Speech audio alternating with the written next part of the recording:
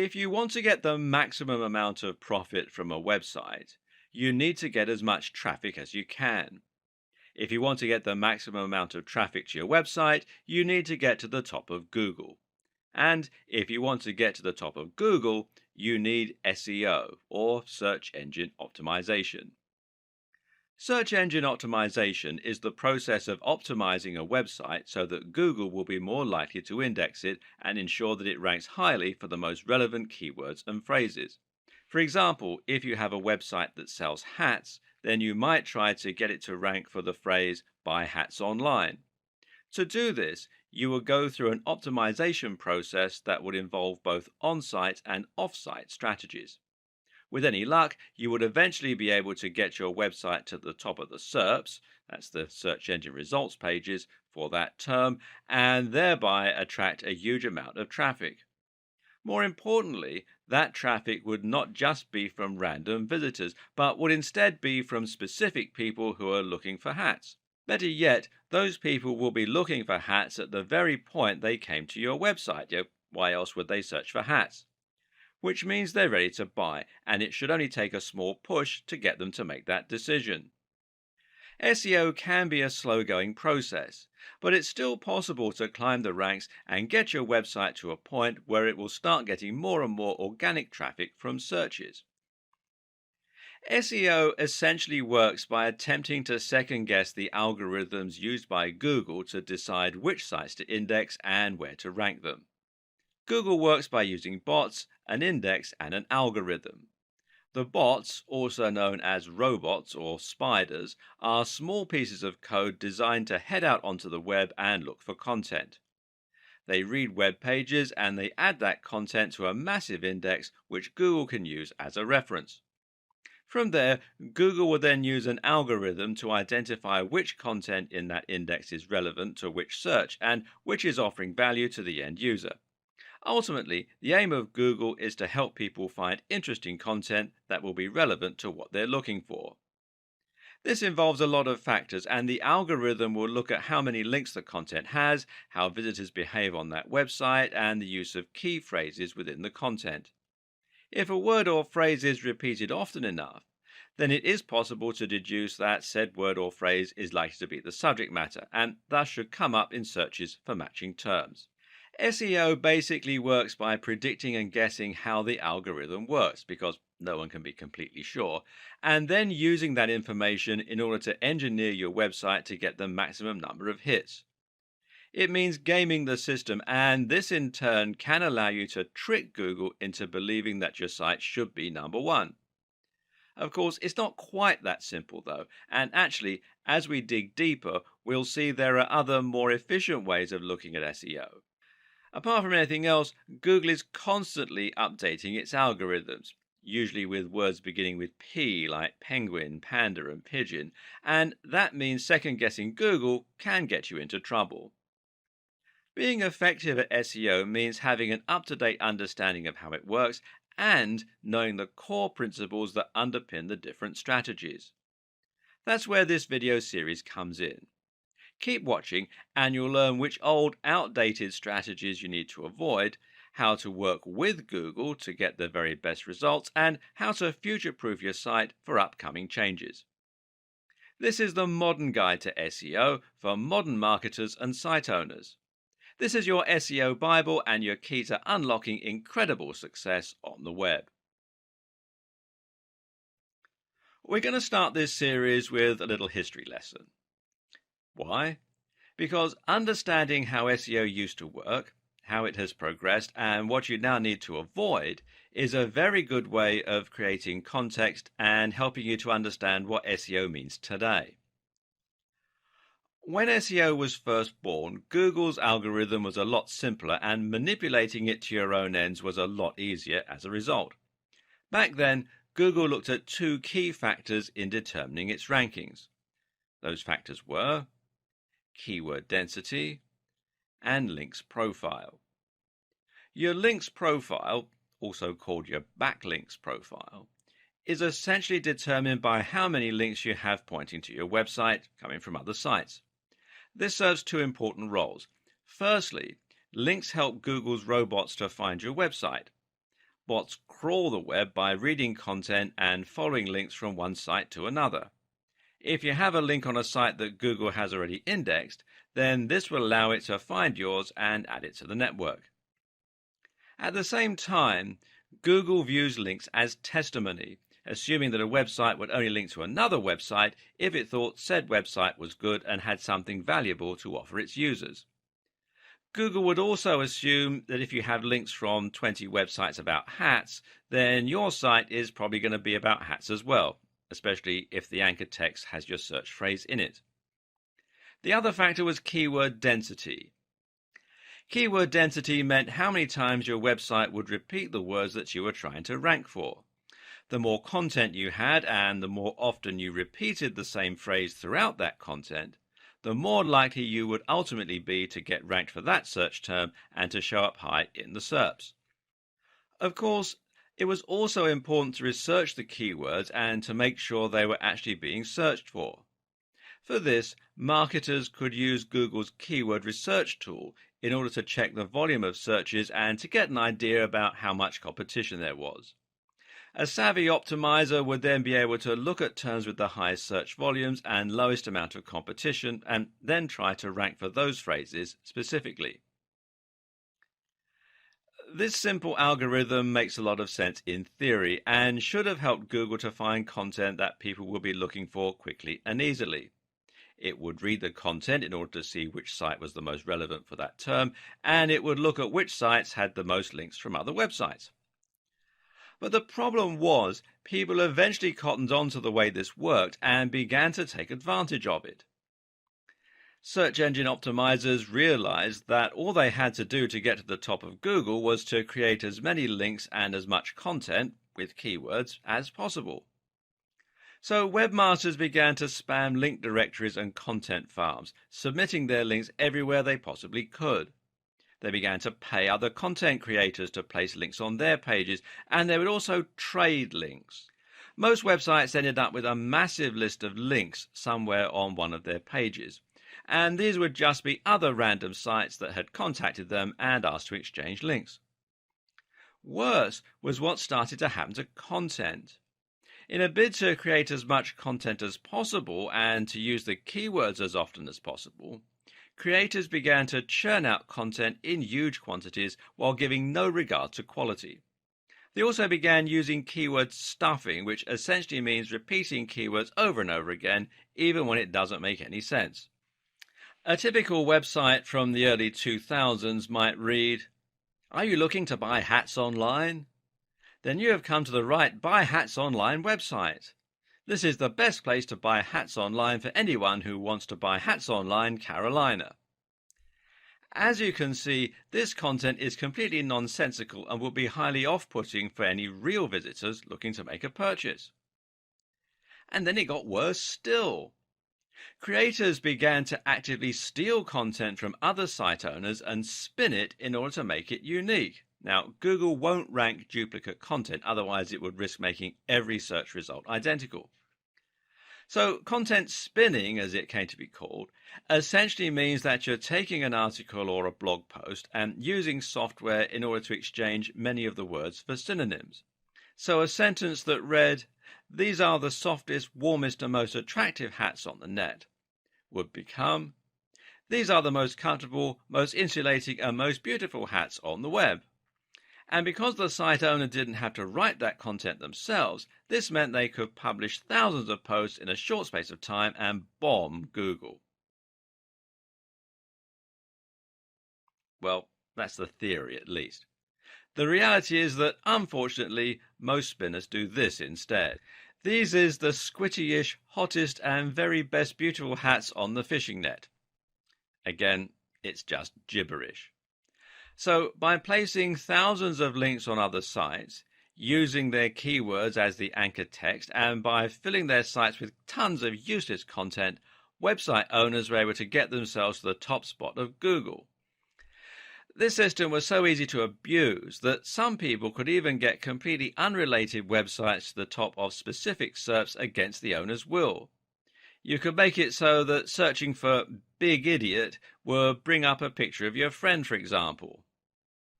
This was called a Google bomb. Obviously, this started to make a mess of Google's results, and so Google had to adapt and get smarter.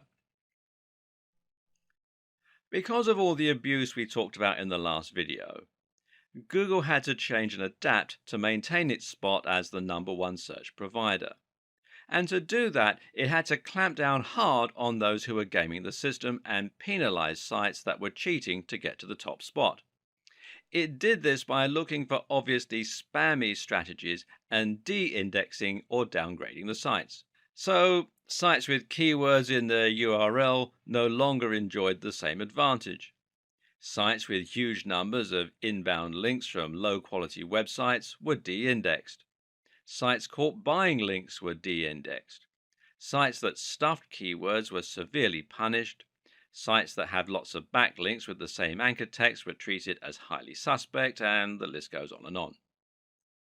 Meanwhile, Google started to show preference towards sites that were longer, that linked out to other quality resources, which previously would have hurt your SEO, and more. These changes came in the form of algorithm updates, which had recognizable animal names and which got a lot of press from the internet marketing community at the time.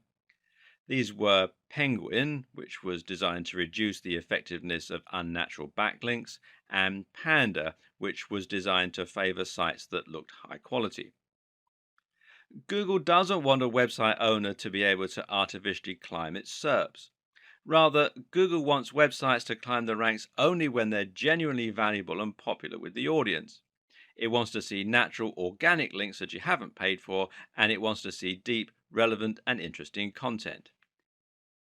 The old techniques that were once used to spam Google became known as black hat SEO, and the industry entered a dark period. It's hard to overstate just what the impact of these algorithms changes had on the SEO industry at the time, and on countless other industries as well. These changes ended up completely de indexing massive websites overnight. Sites that had followed conventional wisdom to get to the top spot on popular search were now completely de indexed, cutting off the vast majority of their traffic and sales. This led many to proclaim that SEO was dead, that it was no longer possible to game the system because you would be penalized for buying links or for stuffing keywords. And even if someone could break Google's new algorithm and work out a new way to game the system, it would only be a matter of time until Google changed its algorithms again. The industry as a whole was in trouble, and SEO became a dirty word. Many people felt that SEO and black hat SEO were synonymous, and more people began to turn to social media for marketing, with the likes of Facebook and Twitter massively on the rise. But was SEO really dead? Not at all. It was just going through a metamorphosis. SEO is not the techniques we use to get our sites to the top of Google. SEO is simply the objective of getting to the top of Google. Any technique you use to try to get more attention from Google could be considered SEO. So, if Google wants us to create a high quality website, then creating a high quality website becomes SEO. The hard part is just unraveling what Google's idea of a high quality website should look like. Keyword research is still useful, for example, but we now know that Google doesn't want us to overly stuff our websites with those search terms. Instead, the recommendation hovers at around 1 to 2% keyword density. So, if you write a long article and include the search term a few times, that should be enough, as long as it's also in your code a little or in your file name. It's also worth noting that Google looks for keywords in specific places in your content and gives those extra value.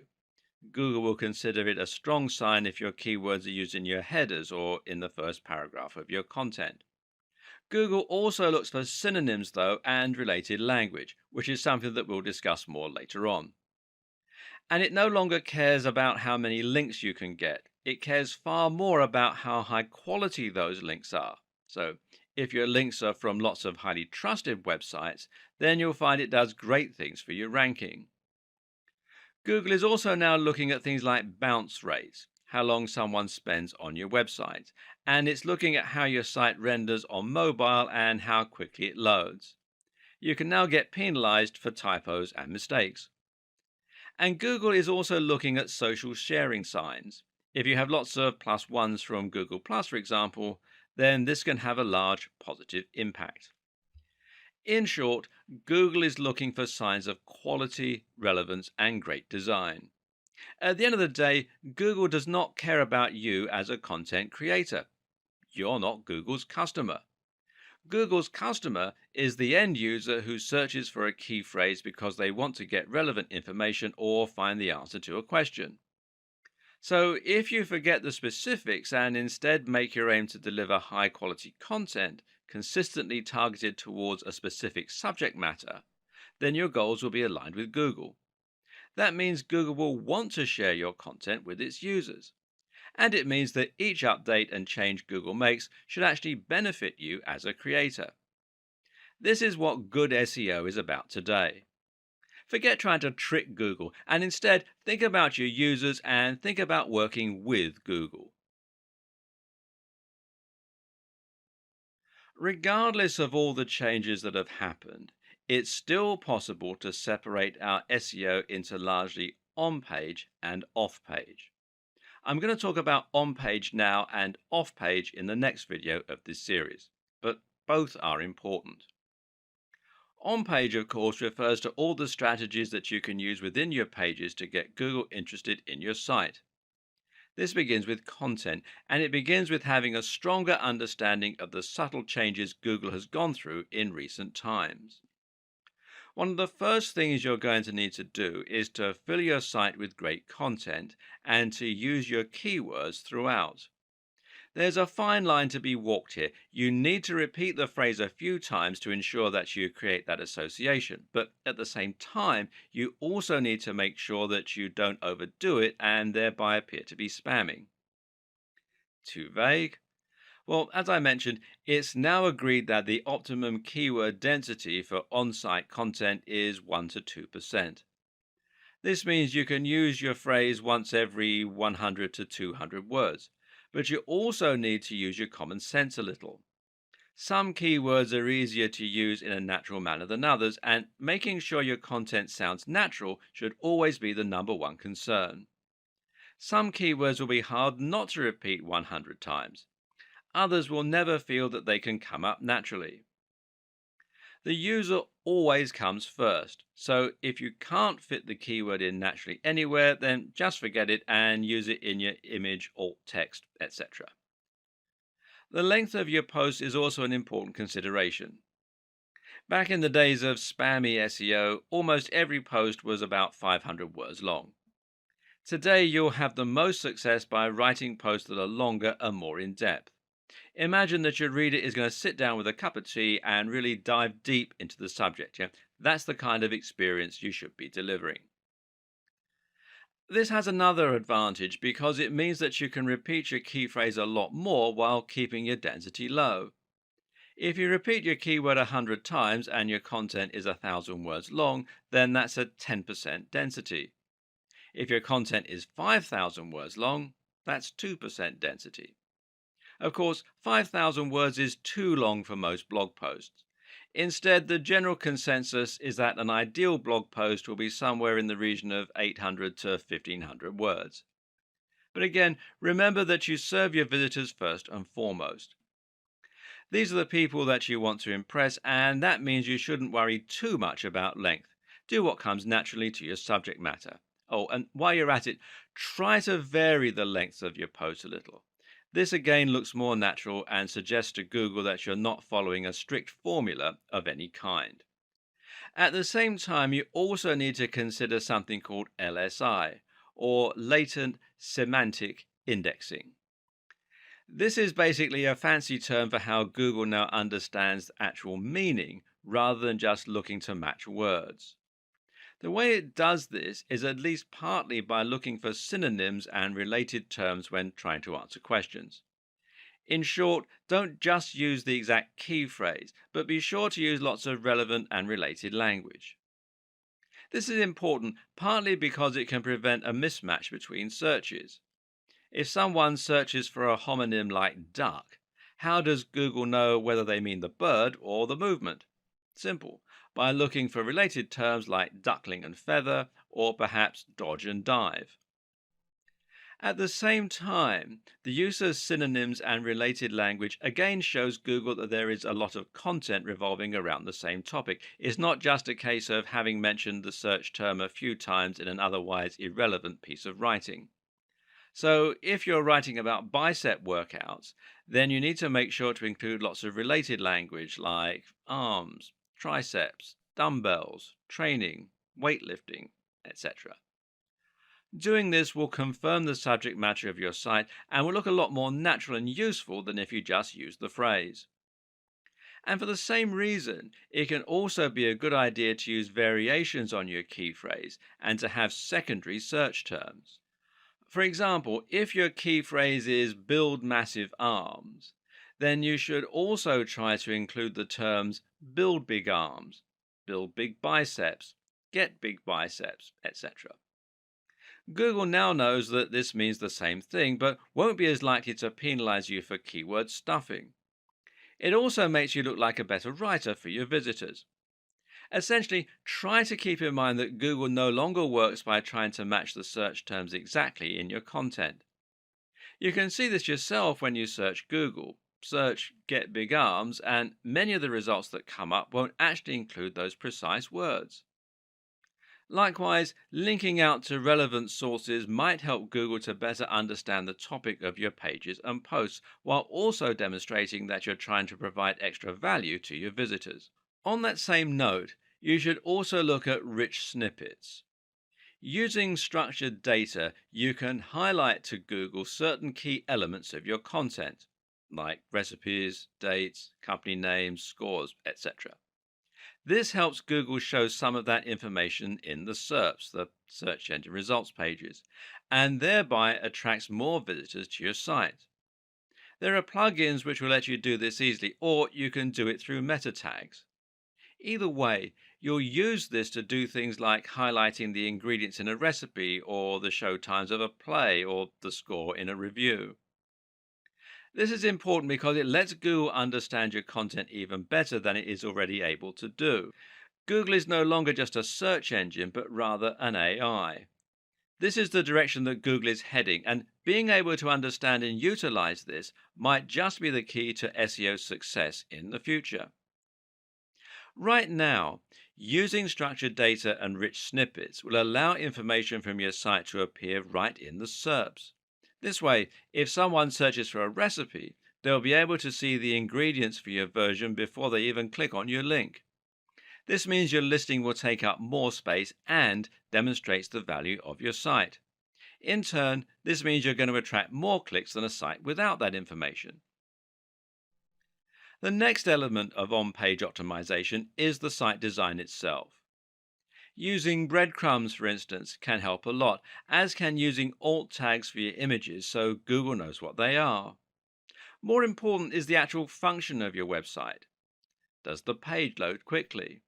Is it mobile friendly? Mobile friendliness in particular is something you absolutely cannot ignore today. In terms of the actual design and function of your website, the main goals are to ensure that your site will load quickly and that it will look great on mobile.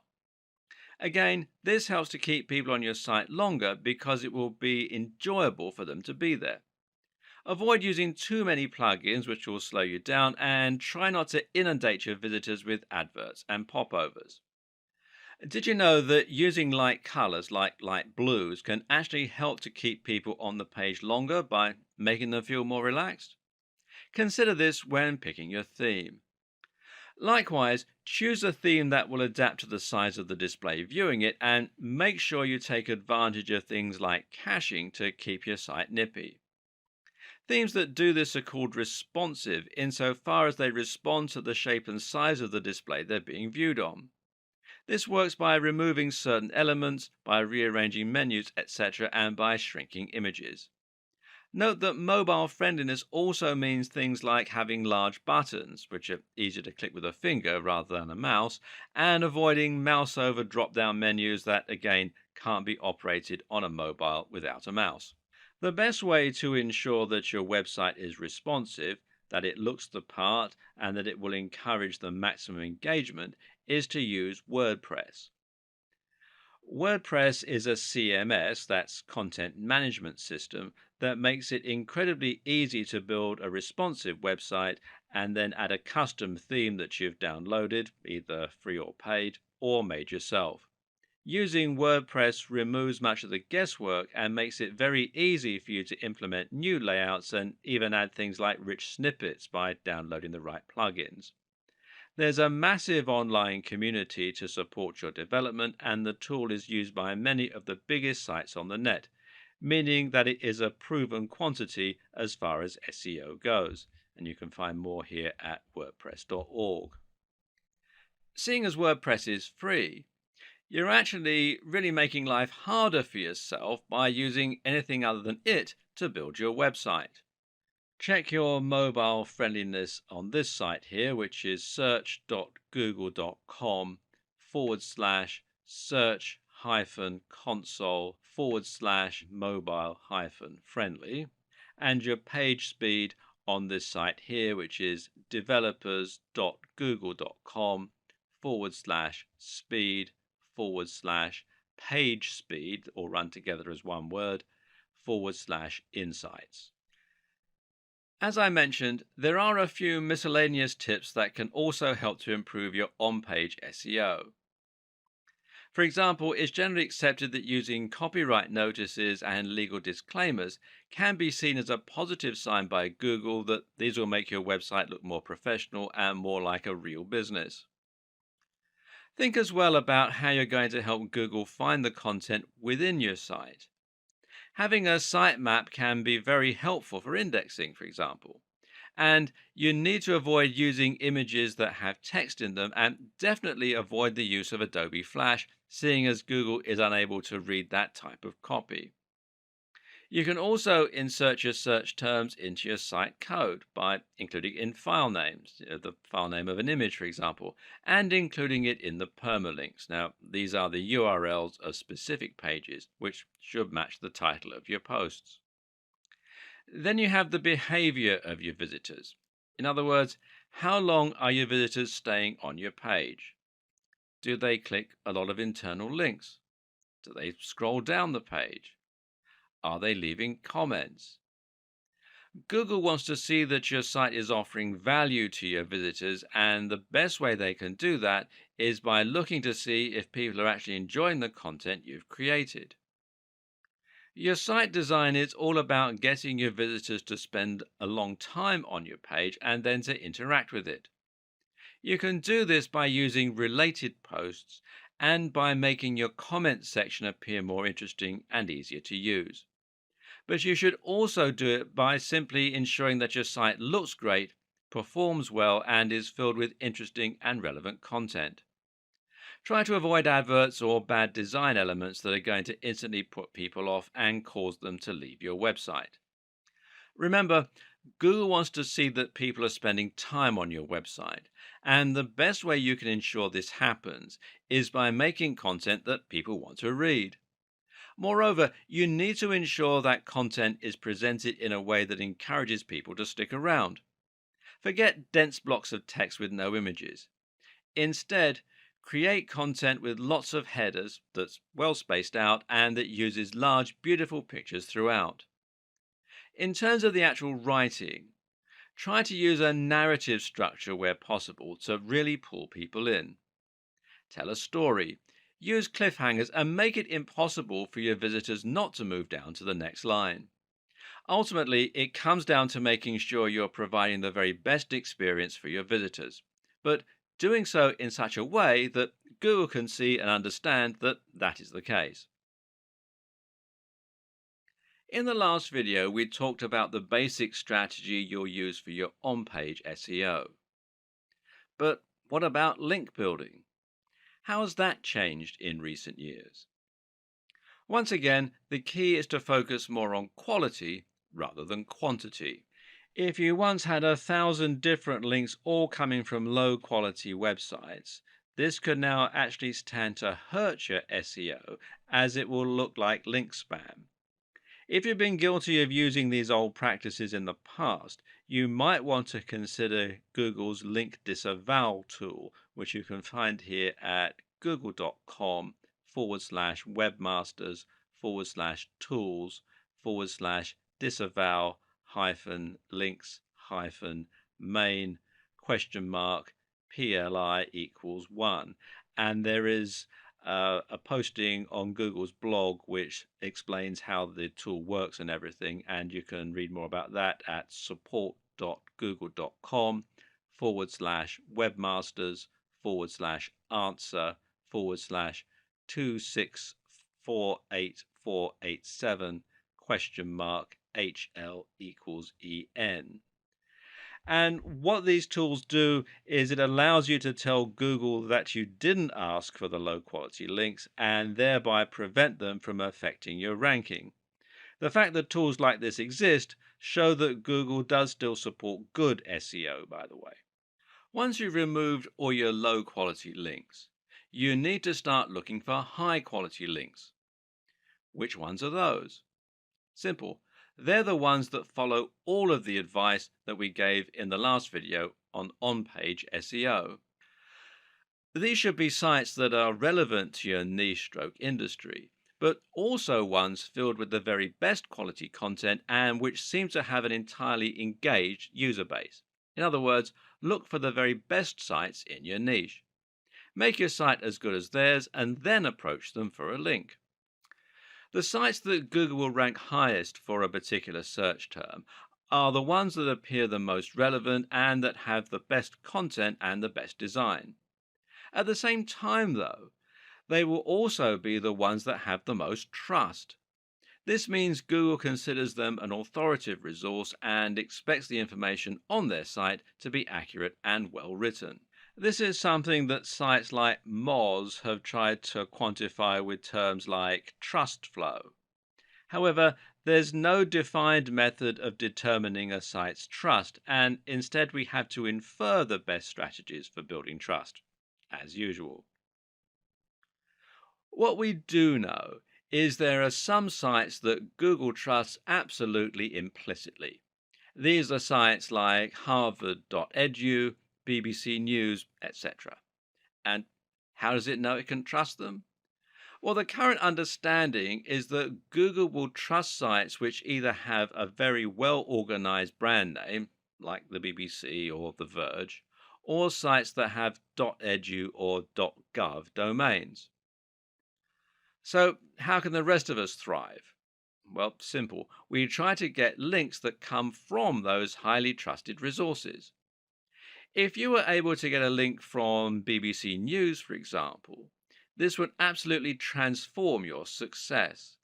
You would find you got hundreds of thousands of visits to your site simply from people clicking on your link, and this would result in hundreds or even thousands of dollars in AdSense and sales overnight. Meanwhile, if the content that was linked to was good, thousands of these people would post your link and share it. And more importantly, Google would sit up and take notice that the BBC had linked to your site. A highly trusted authority is linking to your site, suggesting that your site is also a highly trusted authority. This will be worth more to you than 1,000,000 links you bought, traded, or posted on link directories. If you can't get a link from the BBC, then where can you get a link from that will have a similar result?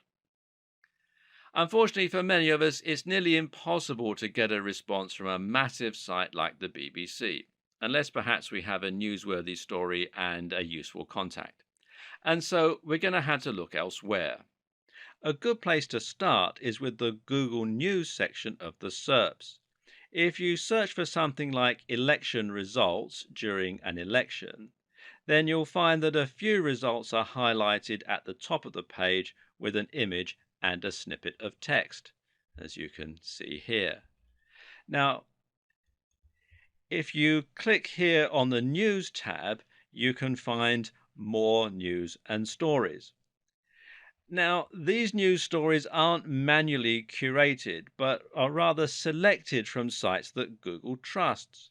If a site is in Google News, then it's a pretty sure sign that that site has made it, especially in a competitive niche. And thus, it shows you exactly where you need to be getting your links from.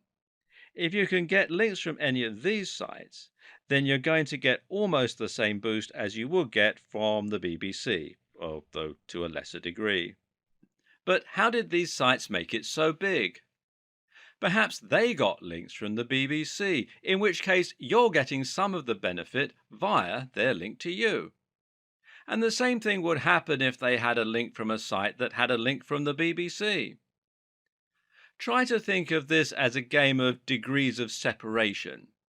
You might struggle to get in touch with the very biggest authorities on the web, but if you can indirectly trace a link back to a big site, then you'll enjoy more love from Google the closer that relationship is. Chances are that you already know what the biggest sites in your niche are. These are the sites that are household names and that everyone goes to when they want information on your subject. Chances are they're also the same sites that end up in Google News. And because they're so big, they've probably got links coming in from other big sites. So, how do you get these big sites to answer you so that you can get some benefit from their links? And seeing as you're no longer allowed to buy links or do link swaps, how do you get them to link to you? Well, generally, the answer that most SEO experts recommend is using guest posts. A guest post is like a link swap, except that instead of swapping a link for a link, you're swapping free content for a link. Your job is to scope out sites that might be responsive to a message from you. Look at the type of content they publish and then write a post that's along the same lines. You then contact the site owner by email and show them your content, asking if they would like to publish it. The deal is that they can publish your post, but only if they include a link back to your site in exchange. They can do this by putting your link and bio in an author box, or they can do it by including your link naturally in the content of the article. By embedding the link this way, you make it look a lot more natural and you can send even stronger signals about the topic of your post. And remember that it's also highly important for the topics of sites linking to you to match the topic of your site. And this way, you're not only posting on a site you chose in your niche, but you're also filling it with a directly relevant post. This is a fantastic way to build links, but there are a few caveats. The first is that you still need to be careful. Matt Cutts, who used to work on Google Search, has made it clear that the overuse of guest posting can still lead to penalization. This is still a form of link manipulation. Likewise, you need to be careful about constantly using the same anchor text and generally being predictable. Mix it up. Finally, consider that it will still be hard to get an answer from top influencers in your niche. The solutions include making sure that your content and the site you're linking to are great quality so that the creator will be happy to be associated with them, delivering real value in the guest post, spending some time developing a relationship first, perhaps by sending some emails and maybe by leaving some comments on their blog, starting relatively small and working your way up. Look for blogs that are just ahead of yours. Each time you succeed, your site will get bigger and you'll be able to approach a slightly bigger influencer next time. Use your existing contacts. Maybe you have a friend who owns a blog. Network in person. And for making a big impact, nothing beats the power of actually meeting a blogger or a site owner in person and making a connection that way. Go to SEO networking events and generally don't be afraid to pick up the phone. A key lesson to apply to pretty much every aspect of SEO is not to get carried away when you find ideas that work. For example, just because quality is key, that doesn't mean that you need to disavow every low quality link and only ever build links from the top sites. Why? Well, you guessed it. It looks unnatural again and actually looks like manipulation. Take a look at sites like the BBC, and you'll see that they have a huge and highly diverse link profile. They'll have links from massive sites, but also tiny spam sites. When a site is truly successful, it'll lose control over all of its links, and this can be useful to make your links profile as diverse as possible. And one of the very best ways to do this is with link bait. Link bait is an article you've written specifically to try and get as many links to it as possible. How? One answer is to make your article a powerful resource, meaning that it will become a place for people to learn a particular subject matter. An example of this is the excellent guide to testosterone published on the art of manliness. This post goes much more in depth than many similar blogs on the same subject, and as a result, countless other articles have linked to it as a resource.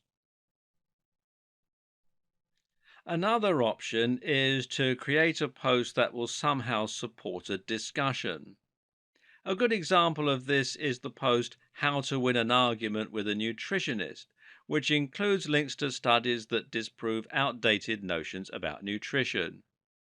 The article is perfect link bait because people will regularly use it in online arguments to prove their point.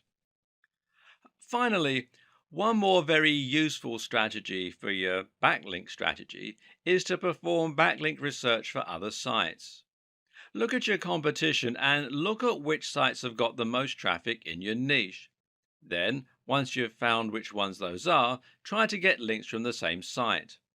Not only does this method ensure that you're going after the right links that have a proven track record, but it also helps you to find links that are likely to allow guest posts.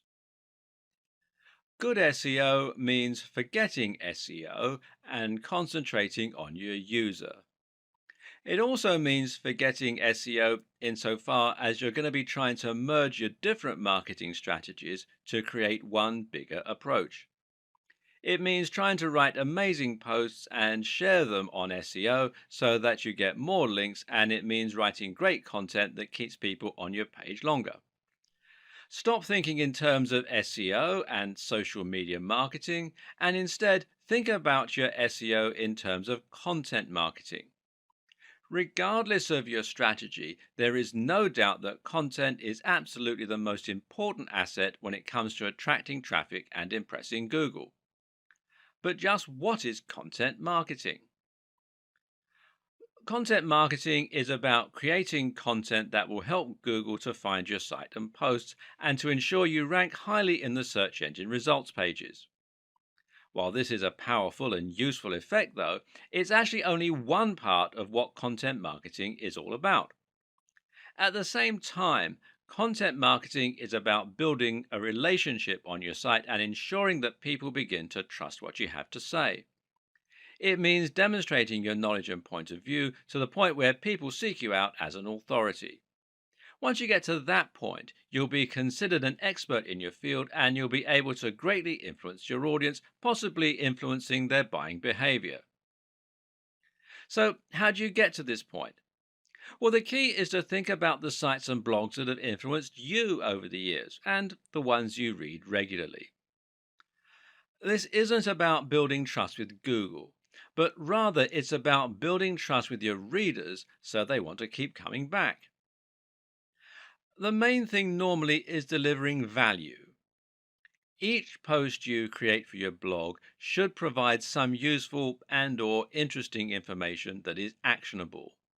At the same time, it should offer something that isn't available elsewhere, and it should be in-depth and comprehensive. This differentness is incredibly important and is something that all too frequently gets overlooked.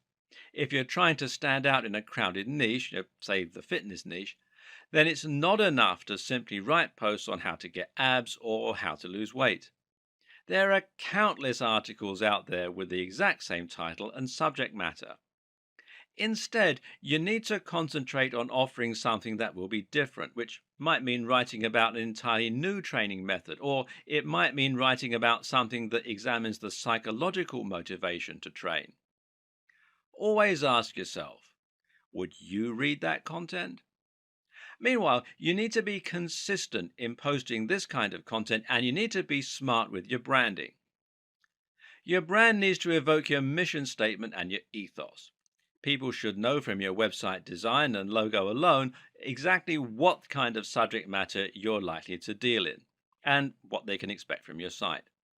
This is also how you can build brand recognition and a consistent image across different forms of marketing, including on different forms of social media. Write for a specific type of person and try to make your brand into a movement with a clear objective. That way, people can actually get excited about you and will really get behind what you're trying to do. But the main goal is to offer consistent value and to become a source that people can start to trust. That way, when someone searches for an answer to a question, they might read your post and be impressed. If you then come up in the search results again, they might recognize you and be more likely to click your listing over the rest. Then they might decide to look around the rest of your content after they've been impressed a few times. Eventually, you'll become their go to source for answers in your niche. Well done. You just won at content marketing. The key is to consistently deliver value so that people come to your site for answers. And this is also, ironically, what will get other good sites to link to your site. This is the perfect example of emergent SEO. In this case, you're working with Google by writing amazing quality content, and Google is rewarding you. This is how you truly grow in an organic way. And content marketing like this also makes a lot of sense from a business perspective. That's because people will be much more likely to buy from you if they recognize, know, and trust your brand. If all of this is sounding a little complex, you might be considering skipping the hard part by outsourcing your SEO. But can you trust an SEO company to do the best possible job for your site and for your brand? While there are a ton of great SEO companies out there providing valuable work and helping companies to reach new heights in terms of their exposure and profits, the unfortunate fact of the matter is that there are probably more not so great SEO companies. These are the companies that didn't get the memo when Google changed. They're the companies that still insist on keyword stuffing and link spam. Worse still are the companies that knowingly don't do anything and just take your money. And the problem is that it isn't easy to tell the two apart. How do you know if your SEO company is offering great value for money or whether it's actually just twiddling its thumbs and sending you large invoices every few months? Now, this isn't a problem you face with most other industries. If you hire someone to paint your fence, then at the end of the day, you can see the work they're doing and you can decide for yourself if you're getting your money's worth. Ultimately, your fence is either going to be painted or it isn't. There are no half measures. The same is true for cleaning companies and marketing consultants and for accountants. But when you hire someone to do SEO, you actually can't see the results right away. It can take months for SEO to have a positive impact on your site's ranking, and even when it's been done well, there's no guarantee you'll get to page one. And worse, most people don't have a comprehensive knowledge of SEO, and so they don't know what the companies should be doing to help them get the best results. How can you check on someone if you don't know what they're meant to be doing? In fact, even if you handle SEO yourself, it can still be hard to know if it's working or not. There are some metrics and tools you can use to measure how well your site is doing, though, and I'll talk about them in the next video. Because some SEO tactics take a while to bring traffic to your site, sometimes it's hard to track whether your SEO campaign is working or not, especially if you're outsourcing the process to an SEO company. One thing you can do, though, is to ask the SEO company to provide you with the metrics regarding the SEO campaign, and some of these metrics can be more useful than others. You can ask for the number of links that have been built, for instance. Ask for the page rank of the pages where those links have been built, although page rank is now largely a depreciated measure. And use everything you've learned in this video series to ensure that those are high quality links and not just link spam. You need to think about long-term results, not a short-term boost. And you can track changes in your position in the SERPs, that's the search engine results pages. Many SEO companies will use tracking software which lets them see your site climbing the rankings for different terms over time. They can use these to deliver you a report showing how your site has climbed since their intervention. If you're handling your own SEO, you might still choose to use a tracking tool in order to keep an eye on your success over time and ensure that your efforts are getting results. But what does any of this tell you? Because here's something else to consider. Getting to the top of Google is not the end goal. Even if you get to the top of Google, there's no guarantee this will bring more profits for your business because you need to ensure that the people finding your content are targeted and that those people are converting. Or to put it another way, all that really matters is the bottom line. If you're a business and you're paying for SEO, you'll need to know that you're getting more sales because of that SEO and you're earning more money. This way, the SEO is offering ROI, which means it's been money well spent. Savvy companies track the ROI of their SEO spend by using a tool called Google Analytics. This is the most well known analytics tool for webmasters and marketers, and one particularly useful feature it has is the ability to set a goal and then track the traffic that makes it to that goal. If you're trying to sell a product, your goal might be the thank you page people get directed to after a purchase. This allows you to see not only that you're getting more traffic, but also that you're getting more targeted traffic that's actually converting. Better yet, Google Analytics will be able to tell you where those converting visitors come from. And specifically, you'll be able to see if someone who used your search term eventually ended up buying your product. These are people who have bought products from you because of your SEO efforts. If you hire an SEO company to help you rank for a certain search term, you're probably missing the point. A better way to approach this is to hire an SEO company to help you increase your profits or your brand awareness. Thus, the very best SEO companies are those which use a combination of different marketing tools, combining everything from SEO to social media to brand management. Part of this is choosing the right search terms. So, if you let your SEO company choose your search term and they don't increase your profits, they might be good at ranking, but it's not a good strategy. It's important to know whether ranking for the particular phrase you're interested in is actually going to translate into tangible results.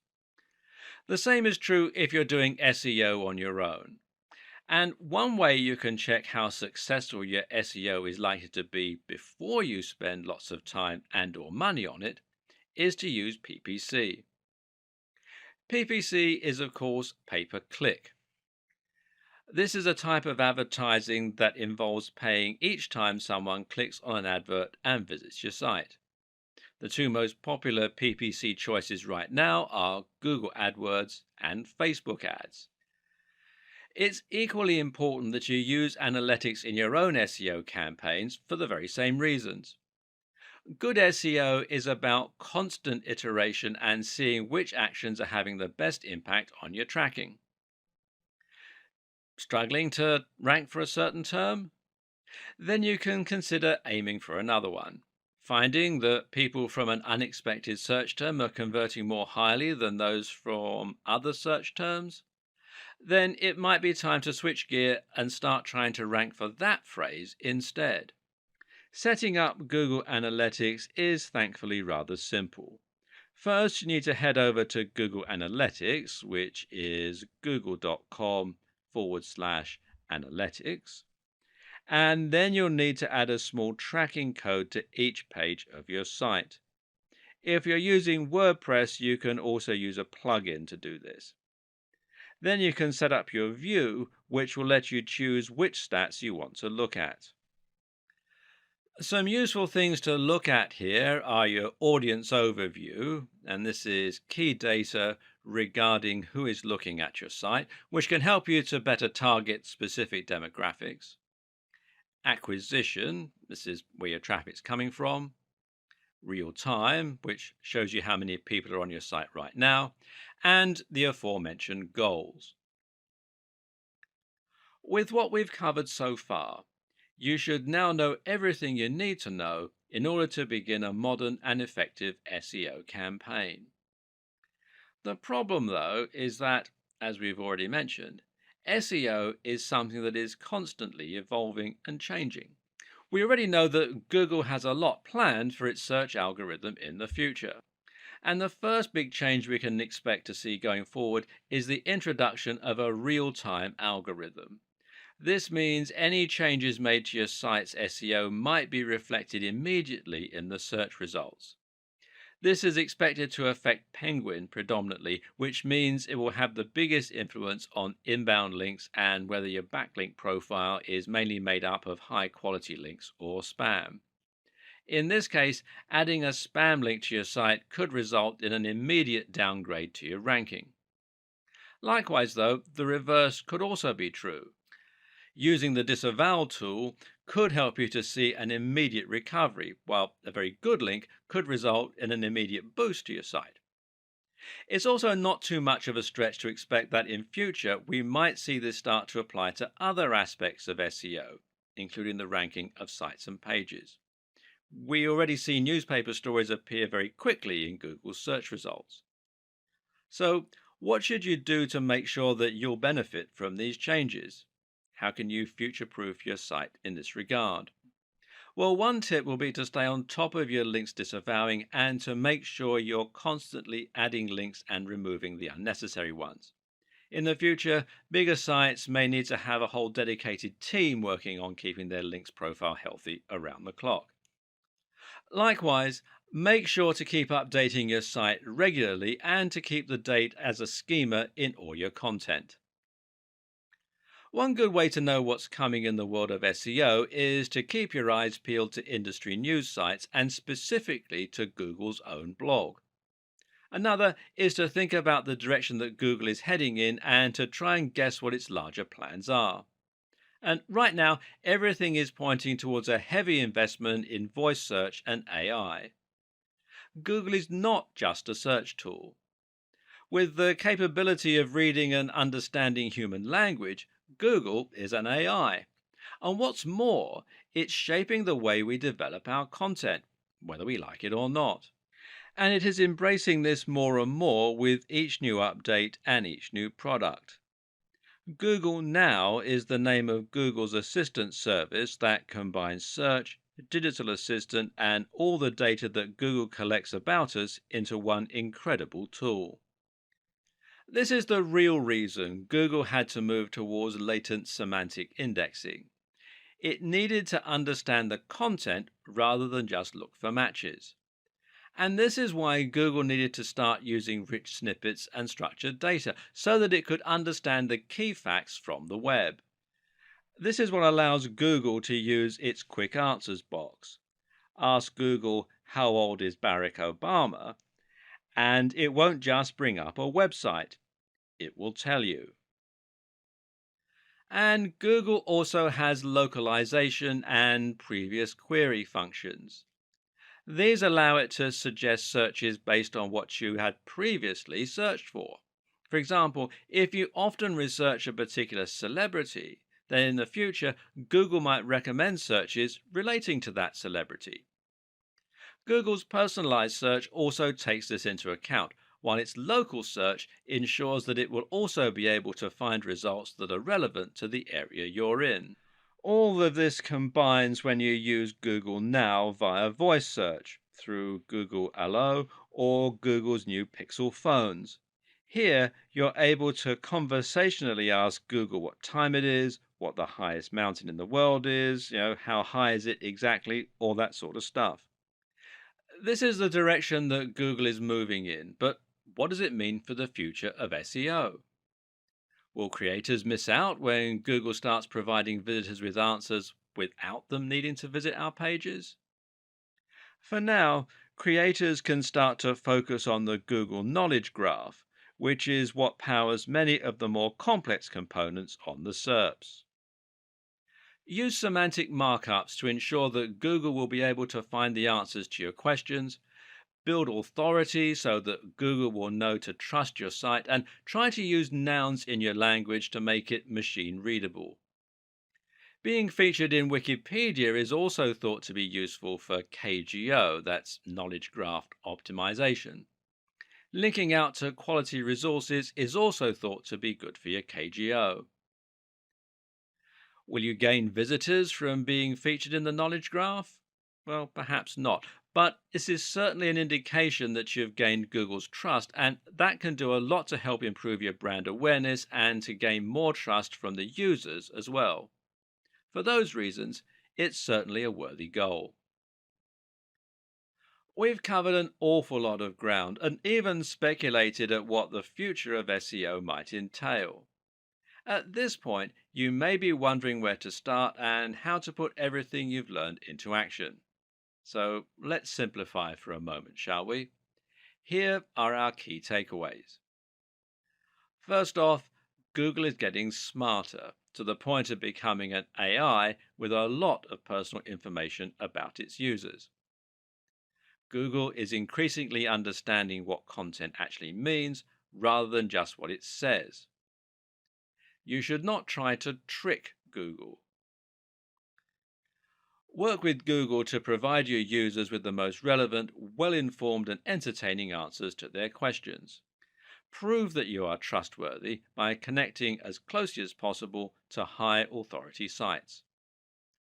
Use structured data to further explain your posts. Don't keyword stuff. Write naturally using synonyms, relevant terms, and lots of nouns. Build a brand and focus on consistent quality. Post regularly and build the trust of your users with content marketing.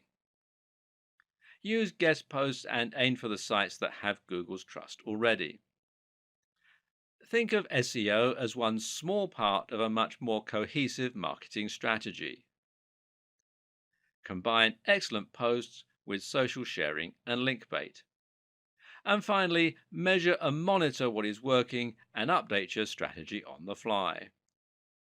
Another tip is to make sure you do your research and examine which terms to target before you set out. But even more important than that is to choose the right niche. This means picking a niche that has a large enough appeal to give you a big market, but at the same time, it means picking a niche that won't be too competitive for you to make any dent in. Look for subject matters that cater to a specific audience and that people can really get passionate about. And make sure that you are passionate about it too, because when you really love what you're writing about, all the high quality content, all the great connections, and all the consistency really come to the fore. Stop looking for quick wins and focus on building a trustworthy brand filled with incredible information. If you do that and you do just the smallest bit of marketing to give yourself a push, then Google's algorithm should do the rest and reward your enthusiasm.